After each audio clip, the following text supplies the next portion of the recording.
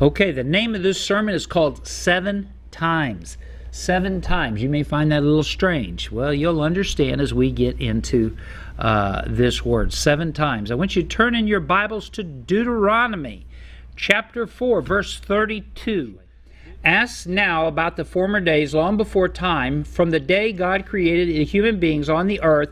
Ask from one end of the heavens to the other. Has anything so great as this ever happened? Or has anything like it ever been heard of? Has any other people heard the voice of God speaking out of the fire as you have and live? Has any God ever tried to take for himself one nation out of another by testing, by signs and wonders, by war, by a mighty hand and an outstretched arm, or by great and awesome deeds, like all the things the Lord your God did for you in Egypt before your very eyes? You were shown these things so that you might know that the Lord is God. Besides him there is no other. From heaven he made you hear his voice to discipline you. On earth he showed you in great fire, and you heard his voice from out of the fire. Because he loved your ancestors and chose their descendants after them, he brought you out of Egypt by his presence and his great strength, to drive out before you nations greater and stronger than you, and to bring you into the land, to give it to you for your inheritance as it is today. Acknowledge and take to heart this day that God is God in heaven above and on earth below. There is no other. Keep his decrees and commands, which I am giving you today, so that it may go well with you and your children after you, that you may live long in the land the Lord your God gives you for all time. So God is talking to the Israelites, obviously, here, and he's telling them, has anything like this ever happened before? I brought you out of this nation, and I brought you out of a nation stronger than you are. You might say they birthed Israel. They came out through labor, and they were brought into the promised land, and God displaced nations stronger and larger than Israel. There were 7 nations there. And he gave the land, this inheritance, to the Israelites. Friends, when you get saved, you are brought out of darkness into light. You're brought out of this world into salvation, and you have been given, listen, they are bigger and stronger. The world is bigger and stronger and nastier than you'll ever think of being, and you are birthed out of this world. You are born again into God's inheritance for you. Okay? And God spoke to the Israelites from it. Did you catch that? I thought it was kind of interesting, so I'm going to back up here. I want to say it again. From heaven he made you hear his voice to discipline you. So God disciplined the Israelites. He showed them. You know, we tend to forget that God disciplines, and we're going to read the scripture on it in a moment. He disciplines the children he loves. He talks to them. God loved Cain. God did not want Cain to wander from him. He loved him, and he spoke to him, and he disciplined him with his words. But sometimes being disciplined with just words isn't enough, is it? You ever tell your children to do something right, and then they don't do it? And you discover that sometimes the best way to get through to their brain is not through their ears, but it's from a further part of the body, okay? From a distant part of their body, south of the body, of the head, maybe you might want to put it that way. I don't know why that is. I used to swear at some of my children. They didn't hear through their ears, but they heard through their behind. I don't understand how that works, but it does seem to work. Spare the rod, spoil the child, friends. Hebrews chapter 12 and verse 4, okay? It says, in your struggle against sin, you have not yet resisted the point of shedding your blood, and you have not completely forgotten this word of encouragement that addresses you as a father addresses his son. It says, my son, do not make light of the Lord's discipline, and do not lose heart when he rebukes you, because the Lord disciplines the one he loves, and he chastens everyone he accepts as a son. Endure hardship as discipline. God is treating you as children. For what children are not disciplined by their father? If you are not disciplined, and everyone undergoes discipline, then you are illegitimate, or you're not legitimate, nor true sons and daughters at all. Moreover, we all have had human fathers who disciplines us, and we respect them for it. How much more should we submit to the Father's spirits and live? They discipline us for a little while as they thought best, but God disciplines us for our good, in order that we may share in His holiness. No discipline seems pleasant at the time, but painful. Later on, however, it produces a harvest of righteousness and peace for those who have been trained by it. Therefore, strengthen your feeble arms and weak knees. Make level paths for your feet, and so that the lame may not be disabled, but rather healed. Now, listen closely to these words. We're going to go back to where we started in Deuteronomy, but I want to go over to Hebrews, because I want you to understand that God is the same yesterday, today, and forever. He disciplined them in the Old Testament. He disciplines us in the New Testament. If God doesn't discipline you, and as it says, everyone undergoes discipline, then you're not true sons or daughters of God. You're not true children of God. But God disciplines the son they love. Why do we discipline? We discipline, and I'll tell you something. It takes effort to discipline your children. I see a lot of lazy parents these days, and this world will tell you evil is good and good is evil, and they act like discipline is just a hard thing to do with your children. Oh, you shouldn't raise your voice with your children. You shouldn't spank your children. You shouldn't do this and you shouldn't do that. Well, friends, if you aren't, you're raising delinquents. Discipline not only brings peace to the child, but it brings peace to the home and peace to society. So many children or people who get saved anymore do not understand God the way they need to understand God, because they don't have a father in the home that disciplines. Because the world would tell you to discipline is an evil thing. God very clearly states, spare the rod, spoil the child. Now that's not a nice thing. If you spare the rod, to spoil means to make them rotten, to make them of no value. And when you do not discipline your children, and friends, you're not going to break them. Sure, they're going to be unhappy for a while. As it says, no discipline seems pleasant at the time. Who enjoys discipline? Okay? I mean, I remember growing up, my dad disciplining me.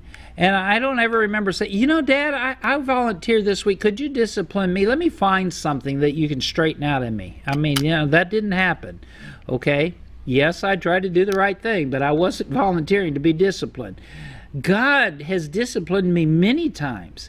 And you'll go through hardships, and sometimes we should endure those hardships, but God is disciplining us, treating us as children to train. You train up a child in the way they should go. Friends, it's a lot like the service. You go into the service. I remember my son going into the Navy, and he had me laughing. I had tears in my eyes listening to him talk about his boot camp.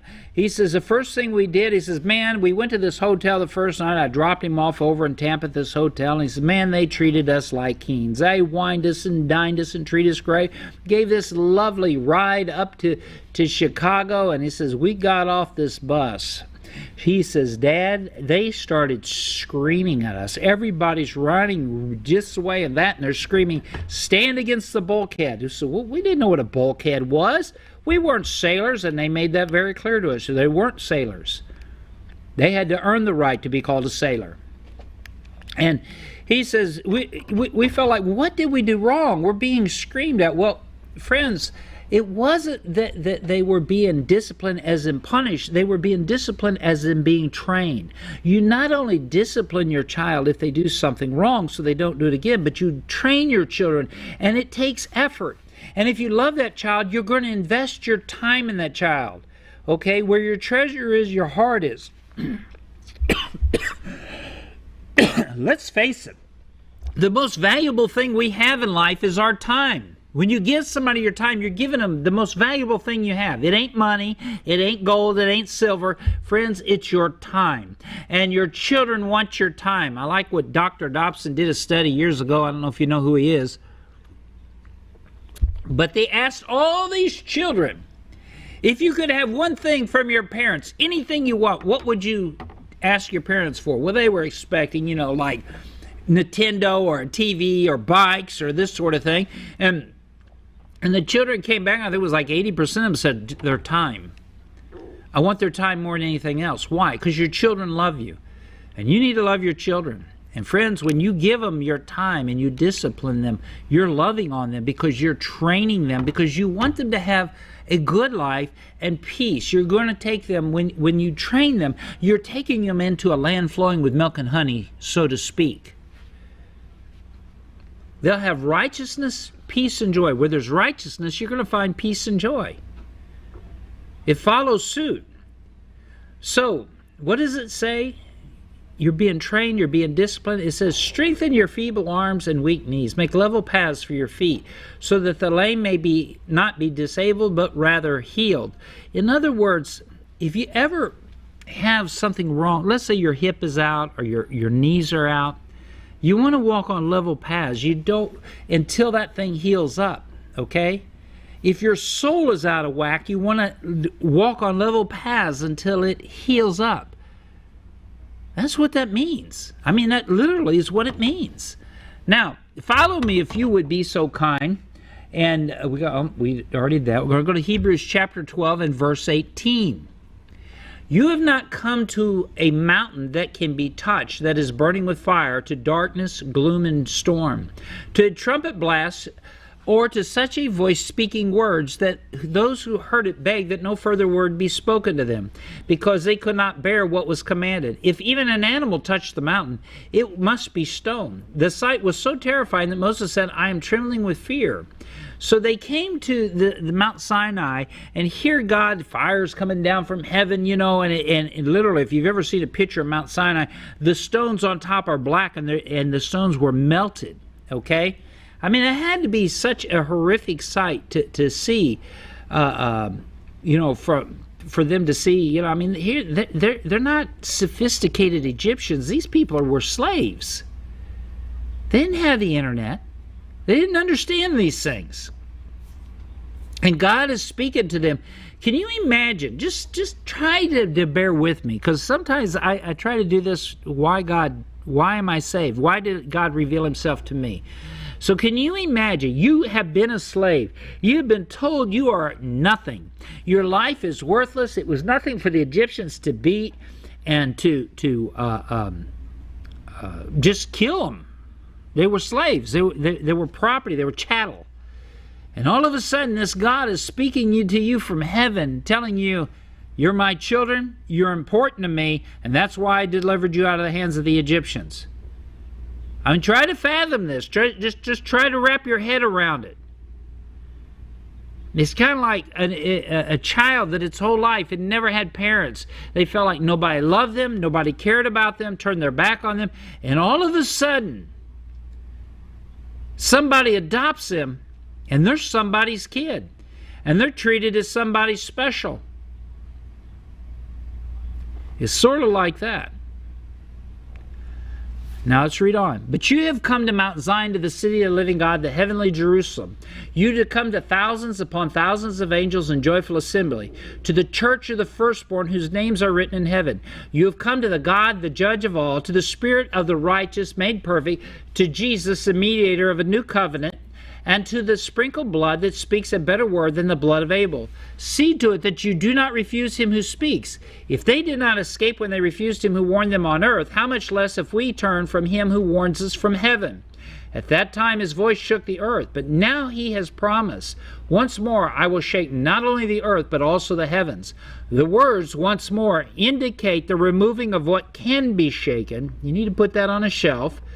That is, created things, so that what cannot be shaken may remain. Therefore, since we are receiving a kingdom that cannot be shaken, don't forget that either. Let us be thankful and so worship God acceptably with reverence and awe, for our God is a consuming fire. So that consuming fire had been coming down on Mount Sinai. They visibly, physically saw it. And you're like, why is God talking to us? We're just a bunch of no-good slaves. We've been told we're nothing all of our lives, and all of a sudden God chooses us. So you see, God chooses the things that are not, the things that are not, the foolish things of the world, to confound the wise. And boy, did he confound the Egyptians, because the Egyptians could not understand, why did anybody care about these Jews? We couldn't fathom that because they were haughty and high and mighty and self-centered, and the Jews had been humble. God comes to the humble. Now, God spoke to them from Mount Sinai, from earth. But when you got saved, God spoke to you from heaven by His Holy Spirit. He revealed Himself to you. We have come into a time where God has revealed Himself to us in an age of grace. Even though we may not be Jews for the most part, not that He doesn't talk to Jews too, but all of us, because He was Jewish, but because we are Gentiles, He speaks to us, and He grafts them in, and He grafts us in, and He adopts us as sons, just like He adopted the Jews as His own children. And God speaks to us from heaven because God is a consuming fire. What does a fire do? Let me give you a picture of what He's talking about here. When the barley or the grain harvest was brought in, it was put over a grate and it was beaten, and the chaff was carried away by the wind. It was shaken to get the grain to fall to the ground. The chaff was carried away, and that was consumed by fire. And if you've ever seen that consumed by fire, it's almost like gasoline. It's just like a whoosh, type fire, because it's so flammable. So God shakes us, and He takes the righteous things and the good things that He puts in us, and He takes away the sin, the chaff, and it's consumed by fire. God is the same yesterday, today, and forever. He still disciplines us. Some people seem to think you get saved today and you can eat, drink, and be merry and do whatever you doggone feel like, and it don't matter. I can sin, sleep with people, go out and get drunk, carouse, and lie and cheat and do drugs and everything else, and that's okay. Listen, not my son or daughter on my watch. If I know about it, I'm going to do something about it. The difference is God always knows. One of my children one time said to me, they just got caught. They'd been doing something they shouldn't have done, and we caught them. And my daughter, I never forget, I gave part of it away, but my daughter says to me, how do you do it? How do you do it? How do you always catch me? How do you always know?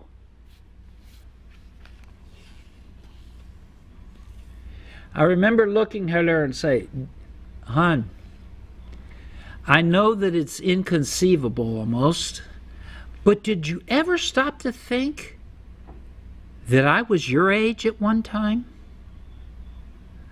She puts her head down. She listens. She goes, oh, the light bulb went off. Duh. Jesus was made like us in every way, tempted like us in every way. You think He don't know? God knows all things. And He understands how we operate. He not only sympathizes with His friends, He empathizes with us. He literally put Himself in our shoes. He gets it. He understands temptation. He didn't succumb to it like we did, but He understands it. He knows what it feels like. He knows the gravity of the pull of temptation in our life. And He became perfect through what? Come here. How did Jesus become perfect? Anybody know? Through what He suffered. It's right there in Hebrews. You mean Jesus had to be made perfect? Honey, you're not perfect when you're born. Those little babies look really perfect. You're innocent, but you're not perfect. What makes you perfect? When you can turn your back on sin and you master it. And Jesus mastered sin, and that's why He was a perfect sacrifice for you and I, because He was without sin. And He has sent His Holy Spirit, His very voice. Faith cometh by hearing, and hearing by the Word. What are we supposed to do? Through the washing of the Word, we're purified. That voice from heaven comes still by His Holy Spirit, like it did in the burning bush. Why do you think the bush was on fire? God was making a point. I'm going to burn up everything in your life until there's nothing left to burn. I'm going to shake everything out until there's nothing left to shake. I want you to think about that as we continue in this. We're not done yet. Let's go to Deuteronomy chapter 4 and verse 15. You saw no form of any kind the day the Lord spoke to you at Horeb out of the fire. Therefore, no form. All they saw was fire. That's important. Therefore, watch yourselves very carefully so that you do not become corrupt and make for yourselves an idol, an image of any shape, whether formed like a man or a woman, like an animal or on earth, or any bird that flies in the air. Can I paraphrase this just a little bit? Could you bear with me as I just do that? Or like a car, a house, shoes, purses. I guess I shouldn't have said that. Or anything else on this earth. You don't put anything before God. I see people all the time. They listen, idols have taken a different shape. And some people they'll sell their soul for that fast, cool-looking car because they think it'll make them something. You'll lose your life to find it. Let's move on. Or like any creature that moves along the ground, or any fish in the waters below. And when you look up to the sky and see the sun, the moon, and the stars, and all the heavenly array, do not be enticed into bowing down to them and worshiping things the Lord your God has apportioned to all nations under heaven. God made all those things for all of us to enjoy, not to worship. But as for you, the Lord took you and brought you out of the iron smelting furnace, out of Egypt, to be the people of his inheritance, as you now are. You see, God told Abraham, he says, I'm going to put your people, they're going to be slaves for 400 years. And for 400 years, they were slaves in Egypt. It was an iron smelting furnace. God put them into the forge to make them into the person, the people that he wanted them to be. Now, it was just the beginning. I like to talk about this, and we were on vacation one time, and we went into this pottery shop, and this lady was taking this clay and just slamming it down on the counter, and she was punching it and beating it and rolling it. And I thought she was angry or something. I says, what did that clay ever do to you? She busted out laughing. She says, oh, I'm humbling the clay. I can see that. You know, it looks pretty humble to me. She says, I'm getting all the hard spots out of it, all the impurities. I'm making it consistent throughout so that the pot can withstand the fire and not crack. Wow. That's all I could say was, wow. I was stunned. You think God don't put us through it? I mean, he gets all the hard spots, the impurities, the inconsistencies out of our life, the sin out of our life, so that we can withstand the fire. Friends, you are chosen. They were chosen to go into the iron furnace. We are chosen to go through the furnace. It's a privilege and it's an honor, because God is making us into the vessel he wants us to be. The Lord was angry with me because of you. Moses is speaking, by the way. He solemnly swore that I would not cross the Jordan and enter the good land the Lord your God is giving you as your inheritance. Not even Moses made it into the promised land. Friends, it was by grace, by grace, by grace. Moses didn't. You couldn't get in because of what you did. You couldn't get in because you earned it. You had to be chosen. And I will die in this land. I will not cross the Jordan, but you are about to cross over and take possession of the good land. Be careful not to forget the covenant of the Lord your God that he made with you. And do not make yourselves an idol in the form of anything the Lord your God has forbidden. For the Lord your God is a consuming fire and a jealous God. Friends, we must not forget, now more than ever in these last days, God is a consuming fire. He is turning you into the vessel and the thing that he wants you to be. If you cannot withstand the fire of God, you're not going to make it in this world as his instrument. God puts you through that fire so that he can make you consistent, get the sin out, and temper you and make you into a tool fit for service, whether it's a piece of pottery, whether it's steel or whatever. He calls some vessels unto honor, unto dishonor. But friends, God is forming you and making you. He is the potter. Who are you to look to him and tell him what to make of you or how to make it of you? Have you ever had a child look at you? I literally had a child trying to tell me how I was to discipline and how I was to raise children, and I looked at him. I says, I'm literally 6 times older than you, and you're going to tell me how to raise children? How many children have you had? Well, obviously none. What do you know about it? You know, I got a secret for you. You may not like what I'm about to say, but with age comes a little bit of wisdom. You know, when you live life after a while, it's like I told the same daughter I told you about earlier. She was arguing with me about doing something one time. And she said to me, finally I says, fine, go ahead and do it.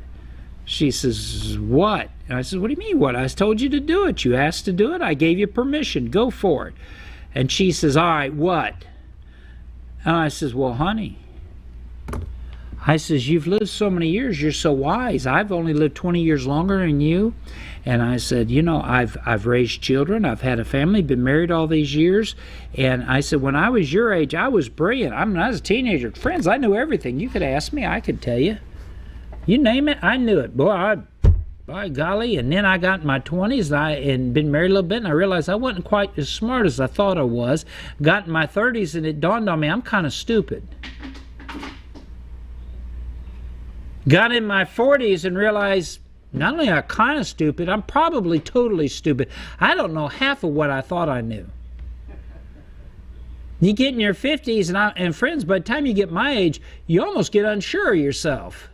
You older people, you understand what I'm talking about. I just did a devotional and made a statement in it. If I would have known then what I know now, I probably would have never tried to get on the air or start this ministry. It was totally by faith, and it was by faith because I was ignorant. I had no idea the cost and what could go wrong and everything that had to be done. I probably wouldn't even attempted it, but God says, hey, stupid, come over here and do this thing. So listen to what the Spirit is saying tonight. This program is made possible by the prayers and financial support of viewers just like you. To help us continue with this ministry, please write to Carpenters Way Ministries, P.O. Box 23, Palm Harbor, Florida, 34682.